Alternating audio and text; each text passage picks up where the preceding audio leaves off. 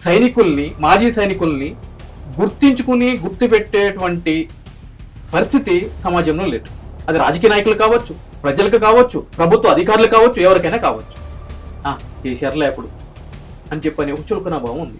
So కాబట్టి వాళ్ళ యొక్క పరిస్థితిని నేను అర్థం చేసుకొని నేనేం చేశాను అంటే కనుక సదరు వ్యక్తులకి ఉచితంగా ఆ ఎన్ఓసి అనే నిబంధన తొలగించి ఆ 22A నుంచి వాళ్ళ యొక్క భూముల్ని ప్రొహిబిటరీ లిస్ట్ నుంచి తీపిచ్చే బాధ్యత నాది.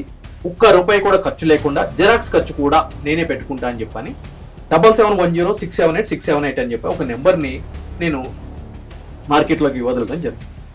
సో ఈ యొక్క వీడియోకి భారీ ఎత్తున మాజీ సైనికుల నుంచి ఆదరణ లభించడం జరిగింది. ఆ విధంగా ఆఫీసులు కూడా రావడం జరిగినప్పుడు దానికి అనుగుణంగానే మనం ఏదైతే కనుక చెప్పామో చెప్పిన విధంగానే ఫైల్స్ అనేది మూవ్ చేయడం జరుగుతుంది. ఆ ప్రాసెస్ నిరంతర ప్రక్రియ, రోజు వస్తున్నారు. మనల్ని కలిసినటువంటి సైనికులు వాళ్ళ యొక్క అనుభవాలని వీడియో రూపంలో కూడా రిలీజ్ చేయడం జరిగింది.